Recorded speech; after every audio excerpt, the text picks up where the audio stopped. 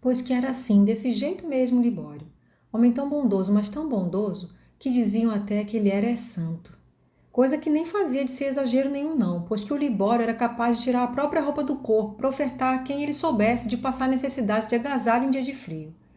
Capaz que herdou a bondade da mãe, que por sua vez herdou da avó dele, que herdou da bisavó e por aí vai. Pois que vinha de uma família de benzedeiras. E benzedeiro todo mundo sabe, ou ao menos devia de saber. É pessoa que passa uma vida inteirinha para fazer o bem para os outros, feito missão de entrega, de doação, de caridade. Mas ele não. Libório não era benzedeiro, não indicava simpatia nem banho de descarrego, não curava de espinhela caída, nem de desencanto, nem de mal de quebranto. Só era bom mesmo.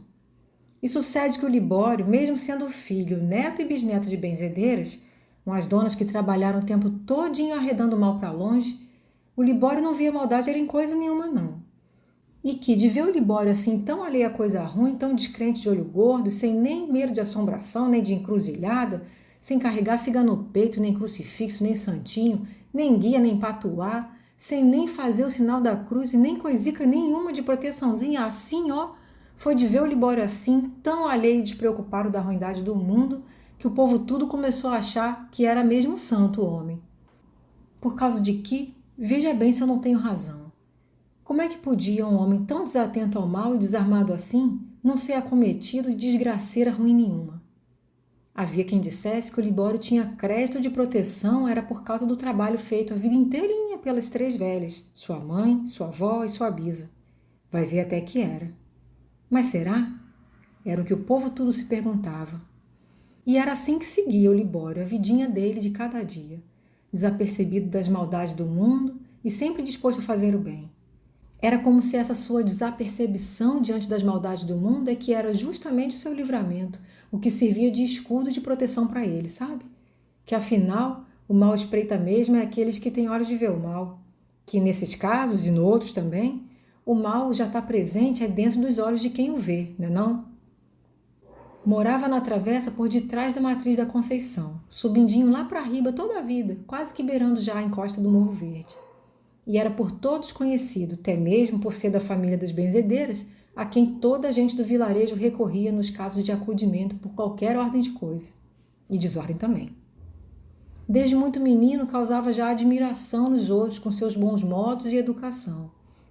Nem parecia de ser o meninote que era, porque, em idade de aprontar traquinagens e molequices, ele tinha ares já de homenzinho responsável, cheio de uns palavrórios bonitos, cheio de uma calmitude galante e sempre gentil com os mais velhos, que nem que se fosse gente grande já o menino. Mas é que a vida tem mesmo dessas surpresas, né não?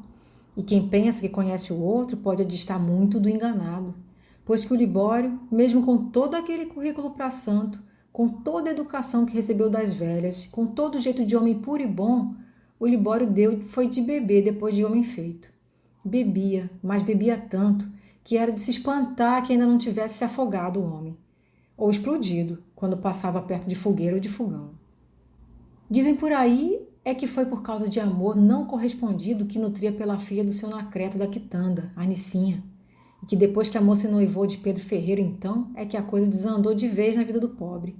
Afundou-se na bebida e foi perdendo o vício, o jeito galante, os bons modos. Não tardou muito e perdeu o trabalho, e por fim já ia perdendo a admiração de todos, até mesmo da Nicinha.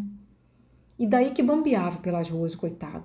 E era já comum dar com ele caído pelo chão, sujo e fedegoso, não falando coisa com coisa, chamando Jesus de Genésio.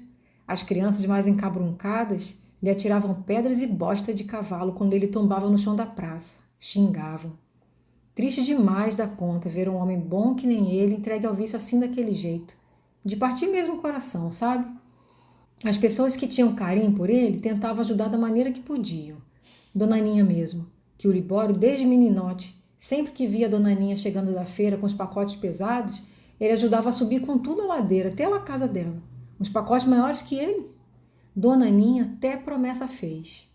Acendeu vela para Santo Onofre, que é santo muito requisitado para esses casos de vício com bebida, sabe? E o tanto que aconselhou a velha, que ele tomasse tento, que tomasse juízo, ô Libório. Mas ele, parece, não se amofinava não. Os aconselhamentos tudo entravam por um ouvido e saíam pelo outro, e o pobre diabo se perdia na bebida. Daí que passou de homem bom a coitado, de coitado a enfastio, a encosto, e de tudo isso há motivo já de zombaria e falação por toda a vizinhança. Ah, se Dona Rosa ainda fosse viva, isso não sucedia dessa forma, não, senhora?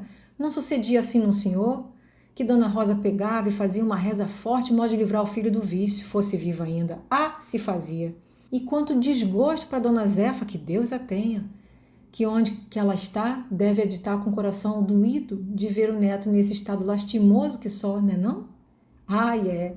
E isso sem falar em Dona Jupira, lembra dela? Coitada! Quanto vexame para uma mulher de bem como ela, mulher assim de fibra como que ela era, tirava o vício do safado do bisneto, era na coça, que isso sim é lição que se tire de vagabundo. Era o que o povo tudo já falava. Pois que dizem que, de tantas pessoas falarem do Libório, lembrando a memória das três velhas, foi que as almas delas acabaram ouvindo tanto lamurio e quiseram vir cá se inteirar mais de perto do que estava acontecendo. Que tanto essa gente fuxicava no nome delas? Diz que foi assim, sim. E que durante umas 9 semanas, em toda noite de lua nova, depois que todos no vilarejo adormeciam, diz que aconteciam as coisas do outro mundo na casa do Libório. Era a vela que acendia sozinha, voz de mulher carpindo prece, pranteando cura, e a voz do Libório gemendo um gemido sofrido de dar dó, que nem quando se tem delírio de febre ardida, sabe? Era o que o povo tudo, então, comentava. O Libório não falava nada. De nada nem se lembrava, não. Passava os dias com sua pinga debaixo do braço, quietinho, matutando só. As crianças estranhavam aquela brandura toda num bêbado e já não viam muita graça mais em bulir com pobre. Espiavam só.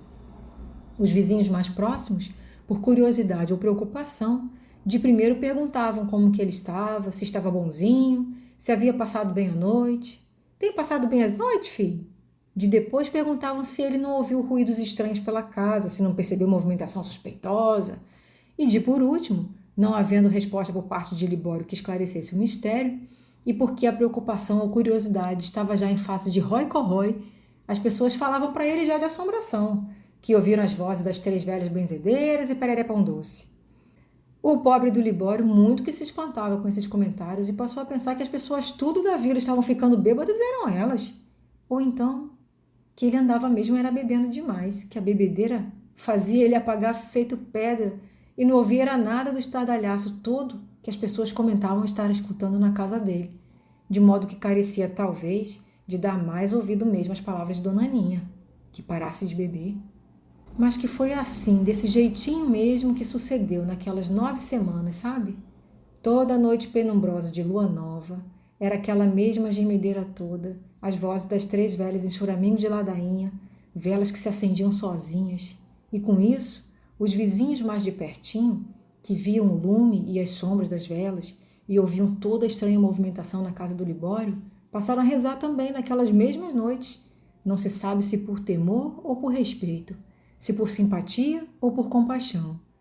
De modo que acabou se formando ali naquele quarteirão inteirinho uma espécie de corrente invisível de luz e proteção, sabe? Que isso é coisa muito verdadeira, embora muita gente desacredite. Caso é que no final dessas 9 semanas o Libório foi procurar Dona Aninha. Precisava contar de uns sonhos recorrentes que andava tendo ultimamente. Disse que por mais de vez teve o mesmo sonho com a mãe, pedindo que ele fosse junto mais Dona Aninha pagar uma promessa feita a Santo Onofre. Libório não entendia, mas, que os olhinhos de Dona Aninha chegaram a brilhar de lacrimejo, tamanha emoção, pois ela entendeu tudinho. Libório não carecia de entender nada não, mas ela não teve a menor dúvida. A graça tinha sido alcançada, o sonho era a confirmação.